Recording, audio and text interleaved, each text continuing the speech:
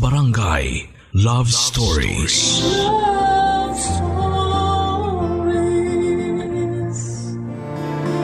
Madalas na nahuhusgahan natin ang isang tao base lamang sa itsura nila o sa kilos na pinapakita nila.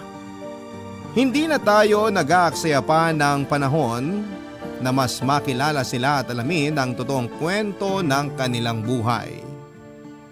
Ikaw kapuso, handa ka bang magmahal ng taong may panghabang buhay na kapansanan?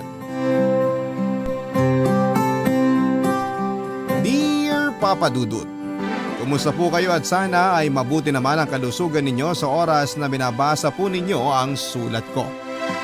Tawagin niyo na lamang po ako sa pangalang Bobby, 35 years old, nagtatrabaho bilang arkitekto dito sa Taguig. Matagal na pong tagapakinig ang asawa ko sa inyong radio program, kaya naman naisipan ko na magpadala din po ng sulat sa inyo.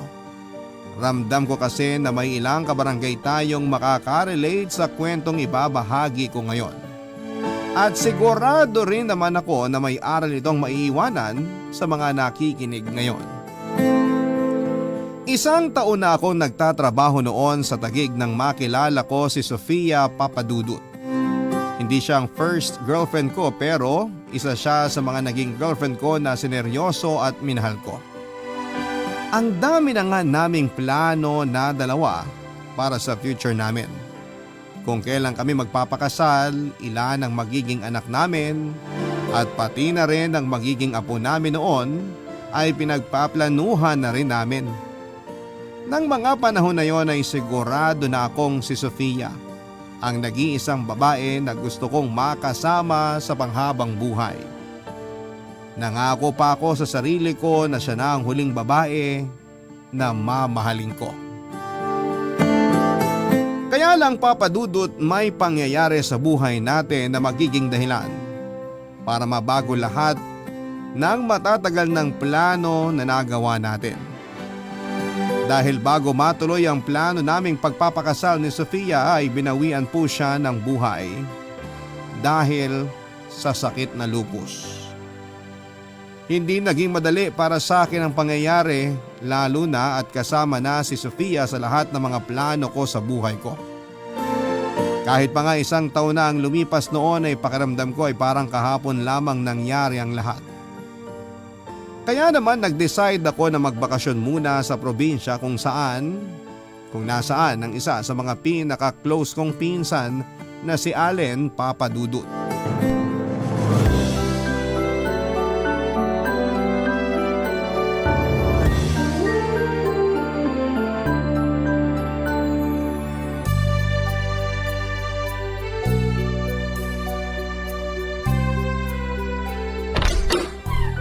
Yun! Dumating ka rin! Pasok ka, Bobby! Salamat.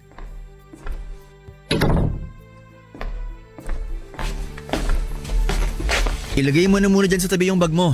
Tapos upo ka na muna dito sa sofa. Sakto kasi may soft drink, monay at durian pie na dito sa mesa. Sigurado ko napagod ka sa biyahe mo. Malamang gutom ka na rin. Grabe, ang dami namang pagkain nito. Hindi ka na dapat nag-abala, Allen. Ayos lang kasi sakto rin na bumibili si mama ng merienda nung mag-text ka kanina. Nasa tricycle ka pa lang, nakahanda na yan. O tikpan mo yung durian pie. Sigurado ko na magugustuhan mo yan. Sige, hindi ko na rin tatanggihan to. Gutom na rin kasi talaga ako eh. Ang layo din kasi ng Maynila sa Davao. Kaya sinadya na rin talaga ni mama na ipaghanda ka ng ganitong merienda. Ano, nagustuhan mo ba? Masarap ah. Kakaiba yung lasa pero masarap talaga. Mabuti naman at nagustuhan mo. Isa talaga yan sa laging dinadayo dito sa lugar namin. Bakit pala parang ang konti ng dala mong gamit, pinsan? Akala ko ba magtatagal ka dito sa amin? Teka, insan. Inom lang ako saglit. Ah, sige lang.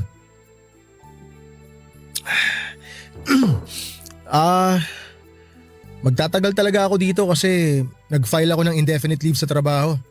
Pero yan lang talaga mga dala kong gamit kasi ayoko ng maraming bitbitin. Okay, pero buti ayos lang sa trabaho mo na naka-indefinite leave ka. Wala rin naman silang choice kung hindi payagan ako eh. Kasi hindi ako makapagtrabaho ng maayos, di pati sila madadamay. Sa bagay, may point ka naman dun. Tsaka hindi ka naman mahihirapan na humanap ng bagong trabaho kung sakali. Magaling ka naman eh. Sa totoo lang, yan din mismo ang nasa isip ko. Pero Insan, okay lang ba talaga na dumito muna ako sa inyo? Oo naman, ano ka ba? Nung nag-college ako sa Maynila, sa inyo ako tumira, di ba? Kaya walang kaso na dumito ka. Tsaka may bakanting kwarto naman dito sa bahay kaya makakapag-relax ka. Sinasabi ko sa'yo, masusulit mo bakasyon mo dito. Salamat talaga. Ganito kasi talaga yung hinahanap ko na lugar para pagbakasyonan eh. Yung malayo sa Maynila, tsaka malayo sa mga alaala namin ni Sofia. Wala yun. Basta kapag may kailangan ka, sabihan mo lang ako. Hanggat nandito ka sa lugar namin, sagot kita. Eto na, lalabas na. Hindi mo naman ako kailangan ipagtulakan. Huwag na lang po kasi kayong makulit.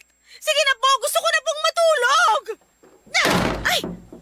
Ay, nako. Mama, nandito na po si Bobby. Hi po tita. Kumusta po?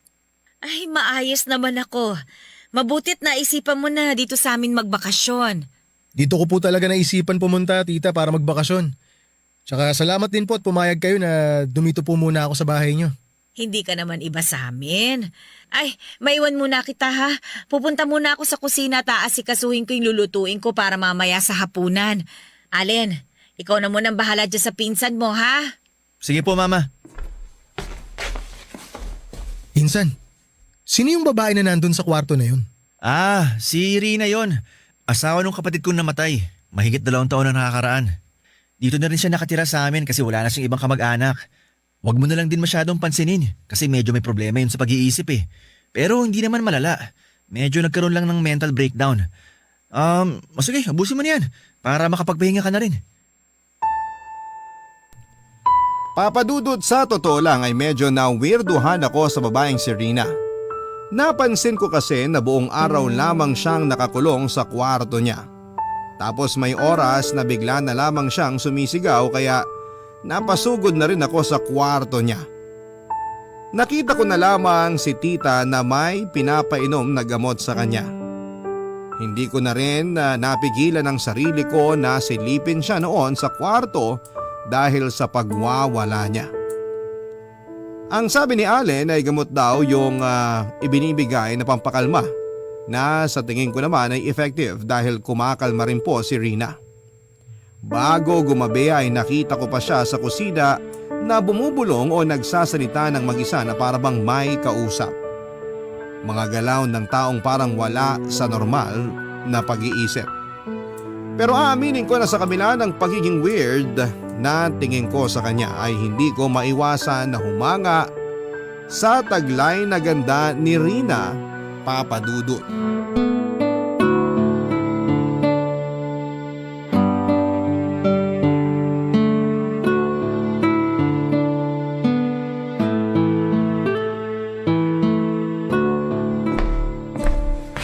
Mabuti naman at gising ka na, pinsan. Tinanghali na nga ako ng gising eh. Ang aga ko namang natulog kagabi. Oo nga. Hindi ka na rin nakasabay sa amin na magkapunan. Kinuto kita para sabihin na kakain na pero hindi ka naman sumagot. Talaga ba? Hindi ko na namalayan yung pagkatok mo sa kwarto. Oo, nakadalawang balik pa nga ako eh. Hanggang sa sinabi ni Mama na hayaan na raw muna kita kasi mukhang nakatulog ka ng maaga. Halika na rin sa mesa at makapag-almusal ka na. Sige. Ikaw na magtimpla ng kape mo, pinsan. Di ko alam kung mapait o matamis ba ang gusto mo eh. Ako nang bahala. O ito, magtitimpla na ako na sa akin. May pandesal dito, peanut butter tsaka durian jam. Oo, nakita ko nga, Insan. Ako na rin ang bahala na magpalaman sa pandesal ko. Salamat. Sorry hindi ko rin kasi alam kung paano mag-asikaso ng bisita. Binili din kasi ni Mama na siguraduhin kung makakapag-almusal ka. Kasi nga hindi ka na nakapaghapunan kagabi. Huwag mo na kasing isipin na bisita ako dito. Nagkasama naman tayo sa bahay namin dati kaya huwag ka na mailang. Sa bagay, tama ka. Papunta ka na ba sa trabaho mo? Oo, tinitiklop ko lang tong payong na dadalhin ko kasi mukhang uulan na naman eh. Si Mama nga pala, pumunta lang ng palengke pero baka pa uwi na rin yun. Kung gusto mo palang magpahangin, pwede ka mag-almusal sa may likod ng bahay. May maliit na mesa doon, maganda rin ang view. Presko pa. Oh, sige na pinsan. Alis na rin ako. Ikaw na munang bahala rito sa bahay O sige Insan, ingat ka. Kita-kits mamaya pag uwi mo. Ano kayang lasa nitong durian jam? Ito na lang ipapalaman ko dito sa pandesal. Dalawahin ko na. Medyo nagugutom na talaga ako eh.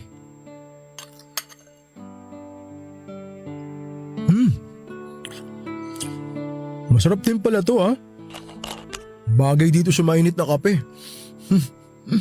Sakto. Ilagay ko na nga dito sa plato ko tong 2 pandesal ko. Para hindi na ako mahirapan dalhin to mamaya sa likod ng bahay. Punta na nga ako ron. Doon na rin ako magkakape.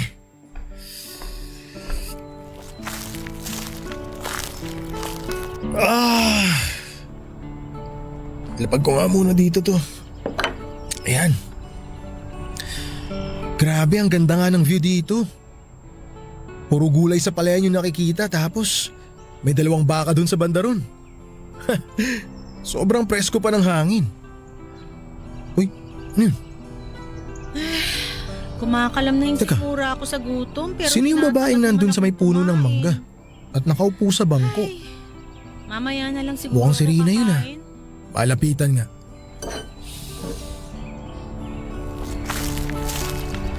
Hi! Ikaw si Rina, di ba? Sino ka? Ako si Bobby, pinsan ni Allen. Pinsan ka pala ng asawa kong si Robert. Oo, tama ka.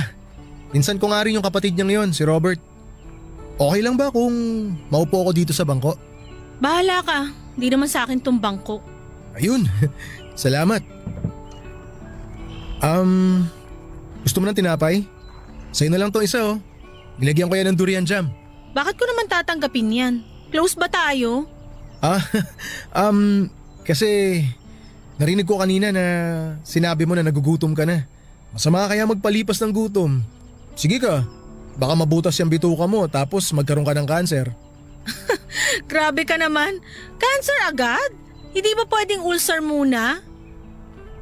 Sige na nga. Kukunin ko na tong isang tinapay. Salamat. Wala yun. Ang ganda mo pala kapag nakangiti ka. Anong sabi mo? Ha? Wala. Ang sabi ko ang presko pala talaga ng hangin dito. Tsaka ang sarap nitong pandesal lalo na ng durian jam. Papadudot yon ang unang pagkakataon na nakalapit ako kay Rina at nagkausap kaming dalawa.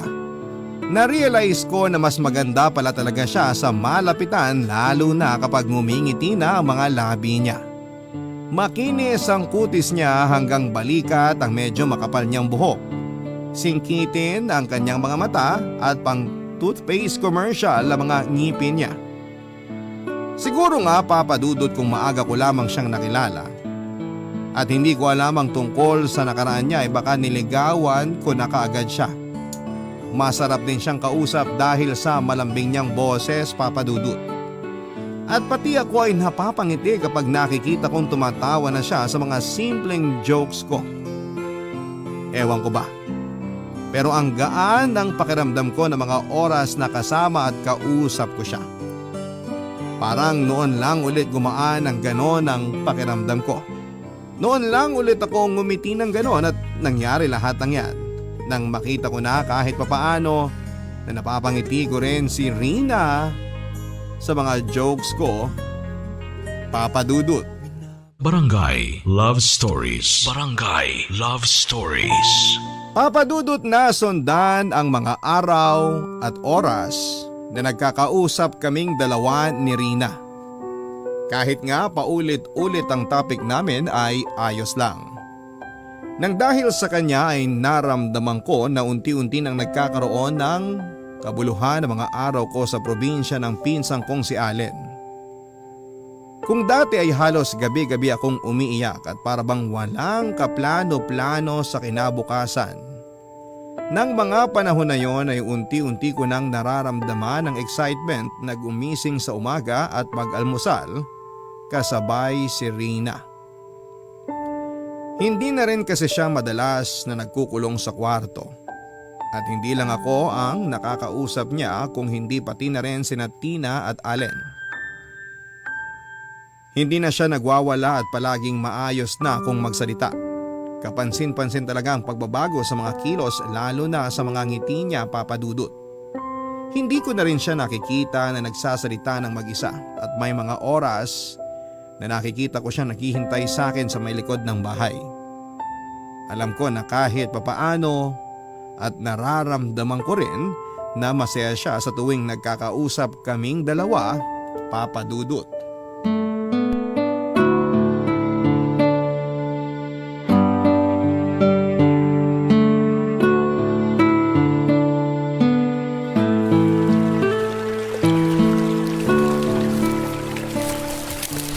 Rina, nandito ka lang pala sa may tabing ilog. Paano mo nalaman kung nasan ako? Wala ka kasi sa likod ng bahay. Pumatok ako sa kwarto mo pero walang sumagot. Tapos ang sabi ni tita, lumabas ka nga raw. Sinabi ba ni Mama na pumunta ako dito? Hindi niya sinabi pero nabanggit kasi kahapon ni Allen na isang araw to sa mga lugar na tinatambayan mo. Hindi rin naman mahirap hanapin to mula dun sa bahay kaya nakita kita kaagad. Ba't mo naman ako hinahanap? Kasi wala akong makausap sa bahay. Nasa trabaho na kasi si Allen. Tapos busy naman si tita sa pagluluto. Pero kung nakakaistorbo naman ako sa pagtambay mo dito, pwede naman akong umalis na lang. Tapos Ayos lang na nandito ka. Nagtatanong lang naman ako. Ang dami mo na agad sinabi. akala ko kasi naiistorbo kita eh. Ay, may dala nga pala akong mga durian candy. Ito, kuha. O kuha na ako ng isa ha. Salamat. Sige. Kakain din ako ng isa.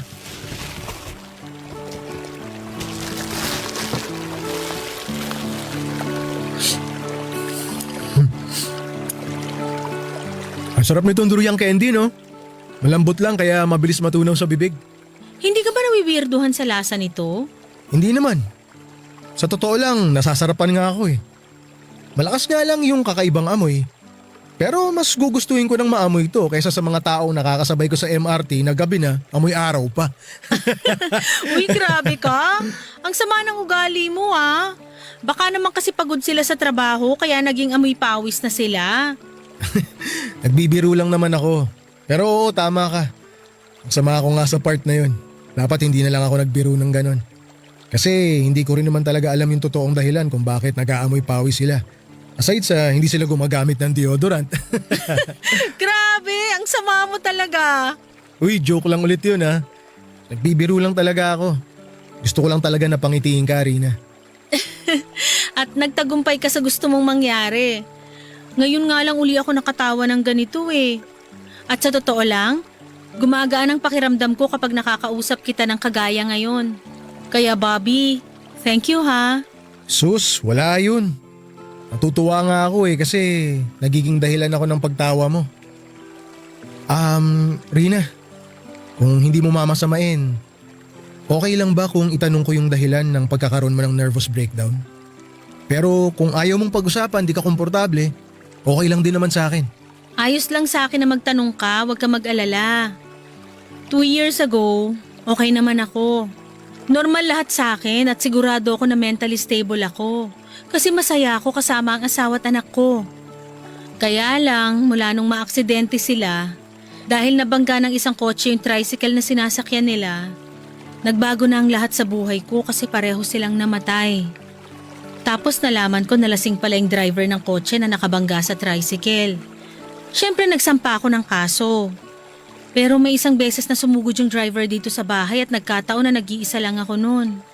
Pinagbantaan niya ako na kapag tinuloy ko raw ang kaso laban sa kanya, susunod daw ako sa mag-ama ko sa kabilang buhay. Grabe naman yung taong yun.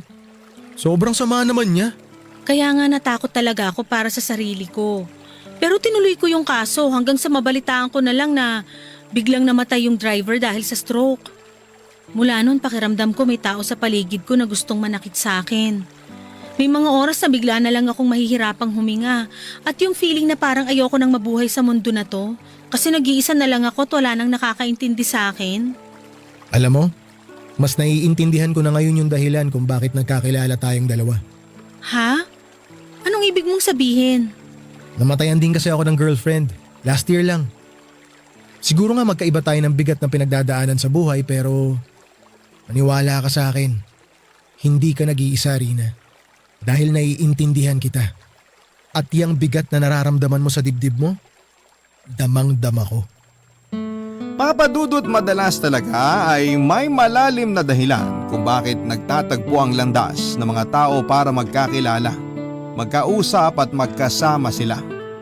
At siguro ang dahilan kung bakit parehong magaan ang loob namin ni Rina sa isa't isa ay pareho rin kami halos ng pinagdaanan sa buhay.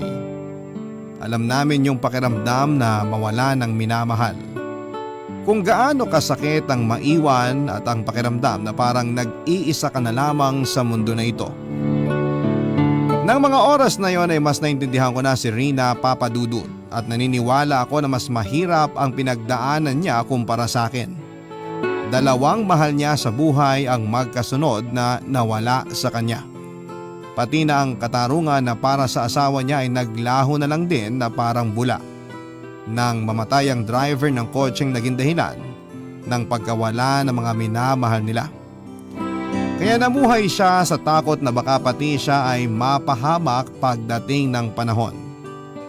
Pero nang sabihin ni Rina sa kalagitnaan ng pag-uusap namin na handa na rin siyang mawala sa mundong ito para makasama na niya ang pamilya niya ay pinayuhan ko siya na kailangan niyang magpakatatag, Papadudut. Dahil alam ko na may mga tao pa rin na nagmamahal sa kanya at umaasa na muli siyang babalik sa dating matatag na Rina pagdating ng panahon.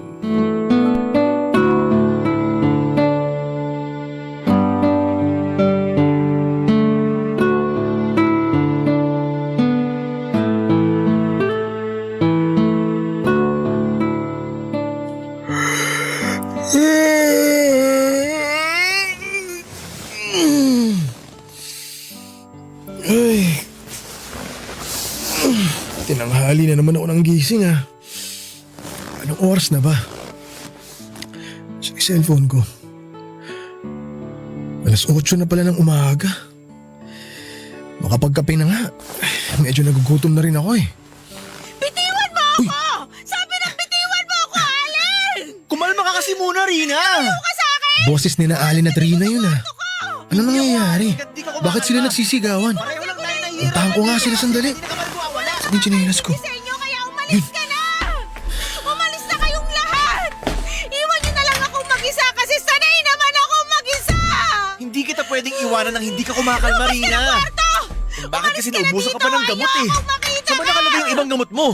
Anong nangyayari dito? Dito kasing si Rina. Nagpapanik attack na naman.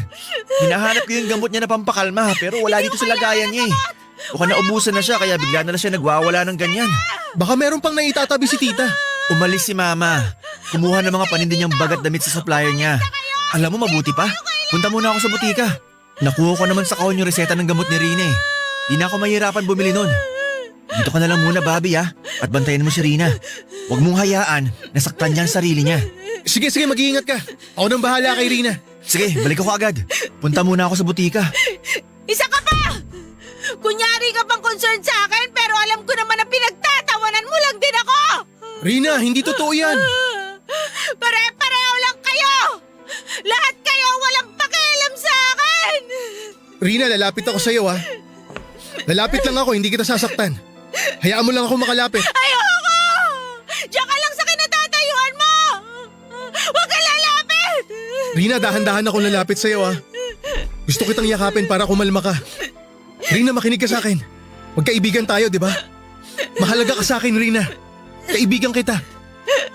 Sinasabi mo lang yan kasi naaawa ka sa akin! Ako na nagsasabi sa'yo, hindi totoo yan. Eto, nandito na ako sa harapan mo. Yakapin mo ako. O ito, sa pagyakap ko sa'yo, sana maramdaman mo na hindi ako nagpapanggap lang. Lahat naman kayo pare-pareho lang! Pinagtatawanan niyo ako! Naaawa kayo sa akin tapos sa bandang huli, basta niyo na lang akong iiwan! Alam ko kagaya ka rin nila! Aalis ka at iiwan mo ako, Bobby! Kung may ibang tao man na nakasakit sa'yo, huwag mo akong itulad sa kanila, Rina. Kasi kahit kailan, hindi ko gagawin sa'yo yun. Hindi kita kayang saktan at mas lalong hindi kita iiwan. Pangako yan, Rina. Kaya huwag ka nang umiyak. Huwag kang matakot. Ngayong nandito na ako, walang sino man ang makakasakit pa sa'yo. Papadudot na lamang ko mula sa pinsan kong si Allen na ulila na ng lubos si Rina bago nito mapakasalan ang kapatid niyang si Robert. Namatay daw ang nanay nito sa sakit sa puso at ang tatay naman niya ay napatay ng bandido nang minsan itong umakyat sa bundok. Marami raw pinagdaanan na pagsubok si Rina bago nito nakilala si Robert. At si Robert din halos ang nagbigay ng bagong dahilan kay Rina para mas maging matatag siya sa buhay niya. Kaya nang maaga itong mawala kasama ang nag-iisang anak nila ay halos panawa na ng bait si Rina dahil kay Robert na umikot ang mundo nito. Papadudot yun ang dahilan kung bakit hindi pinabayaan ni na Allen si Rina. Mabait naman daw talaga ito lalo na nang pakasalan ni Robert at makasama ni na Allen sa bahay.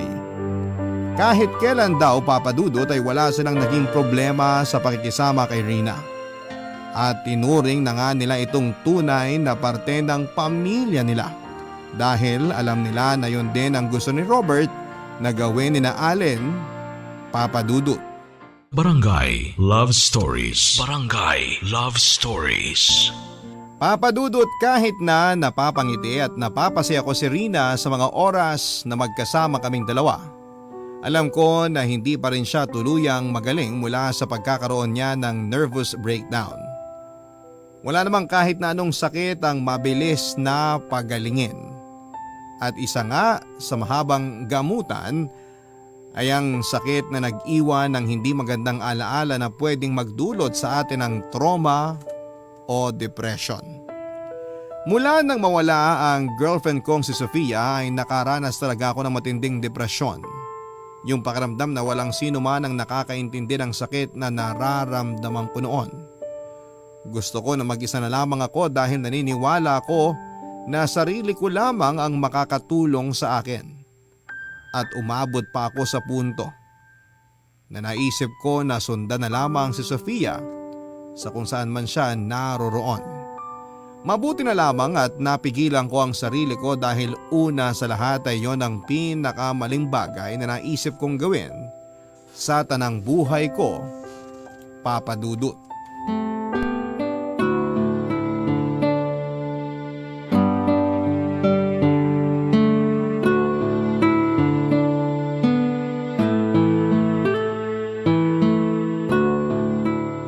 Bobby, tingnan mo tong dress ko.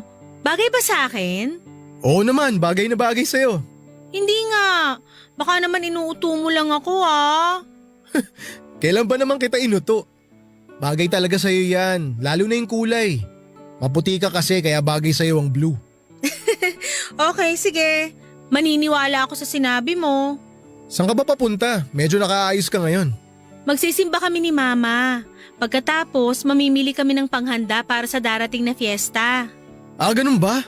Dapat pala maaga ako lumabas ng kwarto para nakapagbihis din ako agad, para nakasama ako sa inyo. Next time ka na lang sumama. Sige, lalabas na rin ako ah. Baka naiinip na si Mama sa paghihintay sa akin eh. Okay, sige. Ingat kayo. Miss mo talaga tong durian jam. Ang sarap ipalaman sa pandesal. Pinsan! Oh, insan. Wala kang pasok sa trabaho ngayon? Off ko ngayon, kaya medyo tinanghali na rin ako ng gising. Kape tayo. Sige, timpla na ako ng akin.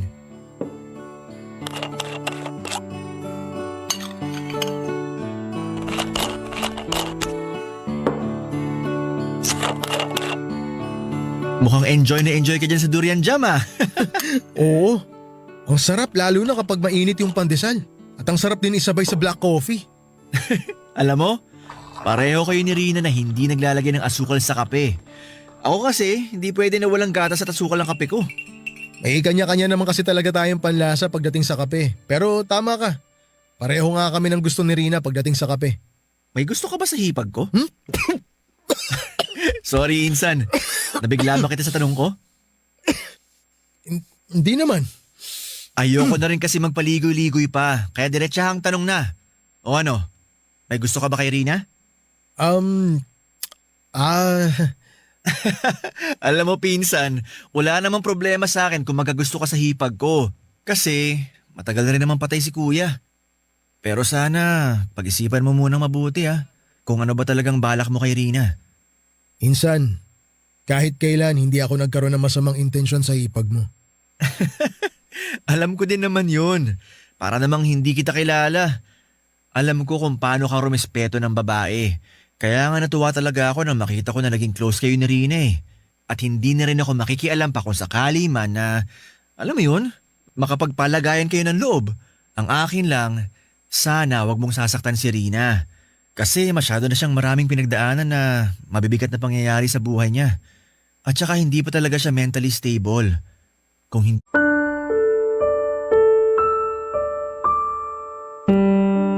Papadudot nang mag-decide ako na magbakasyon sa probinsya ni na Allen ay wala pa talaga akong maayos na plano sa buhay ko. Kaya nga bigla na lamang akong nag-file ng indefinite leave sa trabaho ko. At sinabi ko sa mga boss ko na kung kailangan nila akong palitan kasi hindi pa ako bumabalik ay malaya silang gawin yon. Hindi na rin kasi ako umaasa na may babalikan pa akong trabaho. May sapat na ipon din naman ako para sa sarili ko at sigurado ako na hindi ako mahihirapang humanap ng trabaho pagbalik ko ng Maynila. Gusto ko lang noon ng bagong ambience at malayo sa lugar na puno ng mga alaala namin ni Sofia. Gusto ko lang maramdaman na mas mapag-isa. Bala ko rin talagang magkulong sa kwarto o sa mundo na bubuin ko sa probinsya na yon. Pero lahat ay nagbago nang makilala ko po si Rina. Pakiramdam ko ay biglang nagkaroon ng bagong purpose ang buhay ko. Yon na yung dahilan na tulungan siyang makaahon mula sa nag-aalon na kalungkutan ng pag-iisa, Papa Dudut.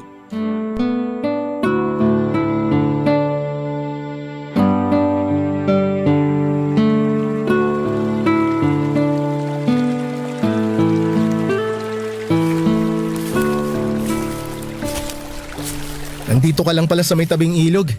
Kanina pa kita hinahanap Ang dami kasing tao sa bahay, kaya nagpaalam muna ako kina mama na tatambay dito.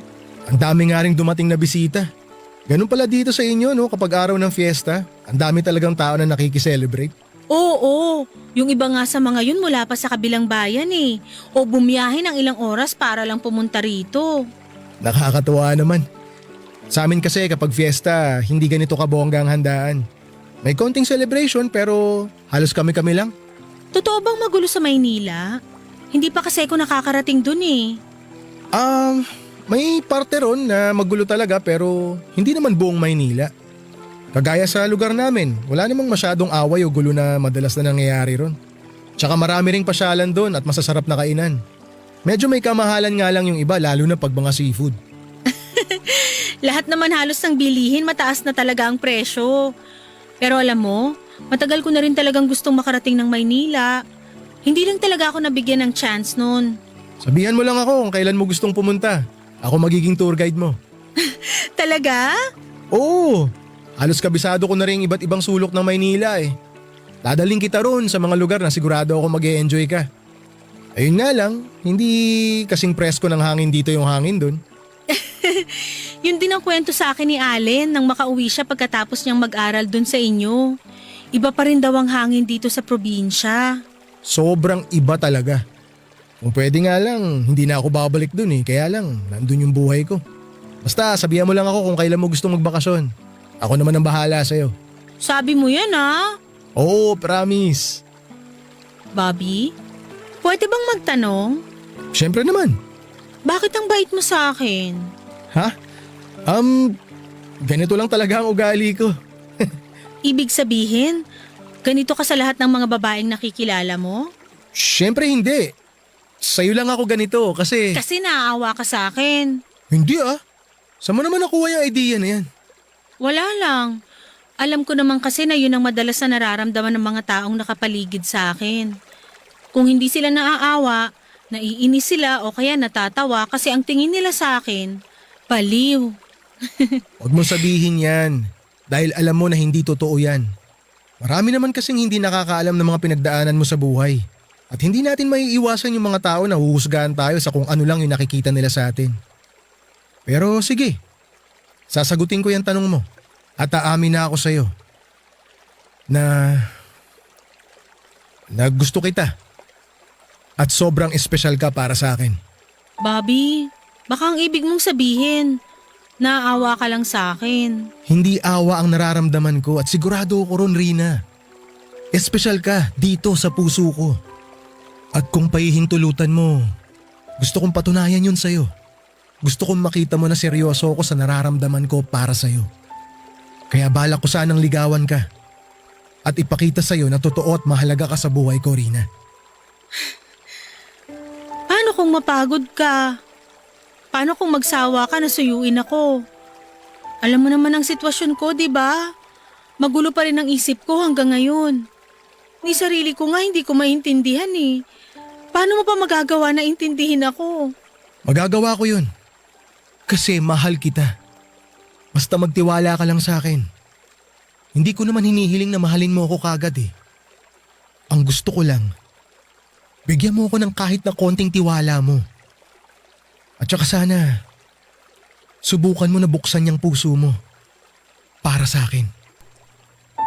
Papa Dudut, matagal ko nang alam noon na tuluyan nang nahulog ang loob ko kay Rina.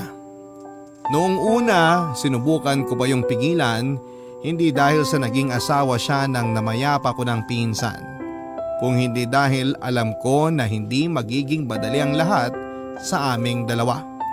Natakot din ako kasi baka ma-misunderstand ko lamang yung mga nararamdaman niya at nararamdaman ko. Baka akala ko ay mahal ko na siya pero awa lang pala ang nararamdaman ko. Awa dahil pareho kami ng mga pinagdadaanan sa buhay. Pareho kaming naiwanan at nasaktan ng dahil sa mga taong sobrang naming minahal. Kaya hindi kagad ako nagtapat sa kanya ng nararamdaman ko at dinaan ko na lamang sa simpleng pakikipag-usap at pag-aalala ang nararamdaman ko. Pero Papa Dudut, kapag ang pag-ibig na ang nararamdaman natin ay nagsisimula ng umapaw dito sa ating puso ay mahihirapan na po tayong pigilan yon. At yun nga ang nangyari sa akin. Kaya naman pinagtapat ko na kay Rina ang lahat ng tungkol sa nararamdaman ko kahit na wala akong kasiguraduhan sa isasagot niya sa akin. Kahit ramdam ko na may katiting din siyang pagtingin sa akin. Takot ako na masira ang nasimulan naming magandang pagkakaibigan. Takot ako na biglaan niya akong iwasan dahil sa pagtatapat ko sa kanya. Pero sa bandang huli halos lumundag ang puso ko sa tuwa nang marinig ko mula sa kanya na gusto rin niya ako. At inaasahan ko nang marinig din mula sa kanya na takot pa siya na sumubok muli na pumasok sa isang relasyon. Papa Dudut, naiintindihan ko po si Rina sa nararamdaman niyang takot noon. Hindi naman kasi talaga biro ang makipagrelasyon sa taong hindi mentally stable. Tapos ay pareho pa kami ng pinagdaanan.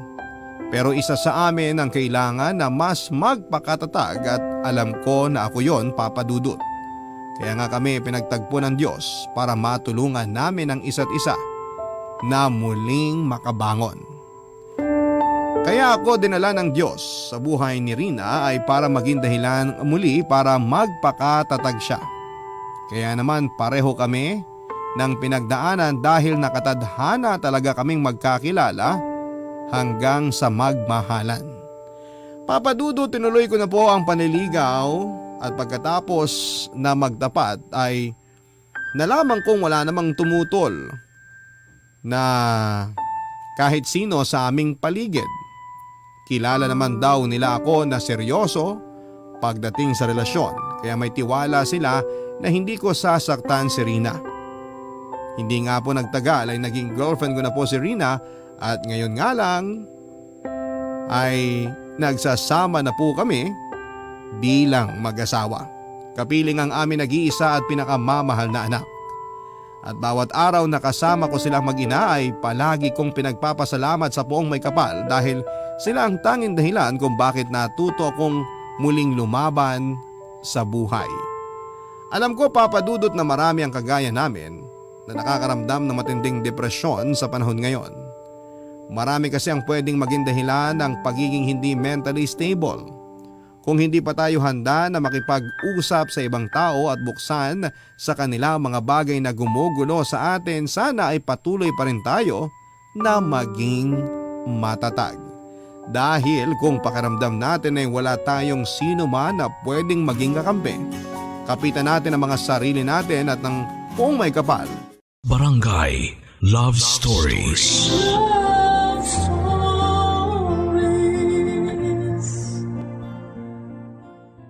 Barangay LS 97.1. 97.1. Number 1. Forever.